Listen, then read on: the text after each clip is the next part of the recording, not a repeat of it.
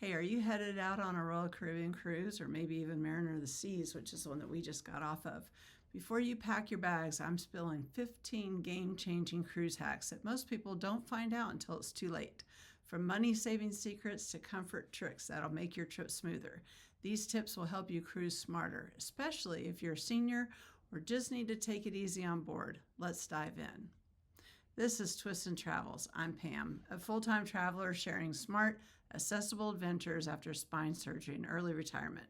Let's help you cruise smarter for less. Hack number 1, download the Royal Caribbean app before you go.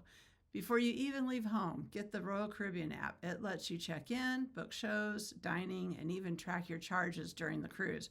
Trust me, you'll need it. Hack number 2, pack a day bag for embarkation day. Your luggage won't arrive at your cabin for hours. Pack a small backpack with your medication, swimsuit, chargers, sunscreen, and anything you'll want from 11 till at least 4 o'clock. You may not even get your bag until up to 9 o'clock at night, so I usually throw my jammies in there too, just in case. Hack number 3, don't overpack your clothes, but do pack cruise tools.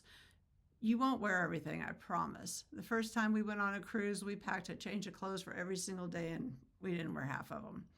Do make sure you bring magnetic hooks, walls or metal, a refillable water bottle, and a USB charging hub. Outlets are limited. Holy Toledo, look at all this. Crazy. For 5 nights. Wow. For 5 nights, they need 5 suitcases. Onboard hacks. These are going to make your life easier. Avoid the elevators right after boarding. Elevators can get slammed. If you're able to walk up and down a couple of decks or just relax in a lounge until the crowds thin out. Hack number 5, go straight to a quiet lunch spot. Skip the Windjammer on day 1. It is chaos. Instead, try the main dining room if it's open for lunch or head to the Solarium Bistro. It's calmer, cooler, and usually has plenty of seating. If you have to do the Windjammer, I suggest waiting a little bit or get there fast if you have early boarding. Reserve entertainment and dining early.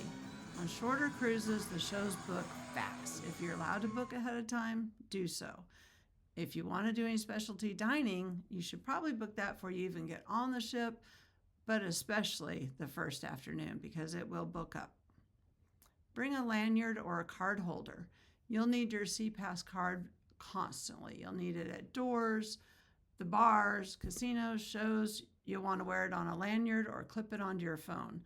You'll need it all the time. This is how you pay for everything, and you have to have it to get on and off the ship too. Hack number 8, order more than one entree at dinner.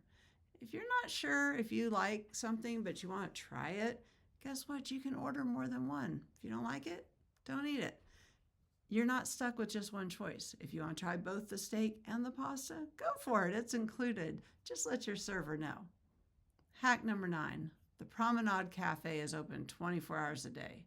Midnight munchies, head to the Promenade for pizza, sandwiches, cookies, or coffee, no charge. Hack number 10, Solarium, the best adult-only chill zone. The Solarium is for either 16 or 18 and up area only. It has shaded loungers, soft music, whirlpools. It's also great for anyone who wants a calm, low-key place to relax. Kids are supposed to stay out of there. Doesn't always happen, but they're supposed to. And if you ever get unruly kids in there, say something to the staff and they will get them out. Hack number 11, ask for special meals, even off menu. Are you vegetarian? Need gluten-free? Something mild? Just ask. You can even request Indian dishes or fruit plates if they're not on the menu. Port day and money hacks. Hack number 12, don't be the first one off the ship. If you're not on a tour, wait 30 to 45 minutes before leaving. You'll avoid the long lines at the gangway and the shuttle bottlenecks. Trust me, you'll thank me. Hack number 13, skip the internet package unless you really need it. Cruise Wi-Fi is expensive and slow. Download your books, shows, or maps before you sail, or if you can wait and check email in the port cafes with free Wi-Fi. Almost every bar or little cafe at the port has free Wi-Fi. Just ask them. Hack number 14, use casino tricks for free drinks. Even if you don't gamble, if you sit at a slot and play slow with a small budget, servers will often bring you free drinks, especially on sea days. Doesn't always happen, but they will. Hack number 15, want a deal on your next cruise? Check the onboard cruise desk. Sometimes booking your next cruise while on board gets you extra perks or reduced deposits. You don't even have to pick a ship or a date.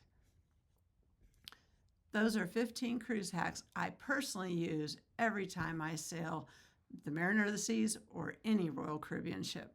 Which one surprised you the most? Drop a comment below and let me know what tips you swear by.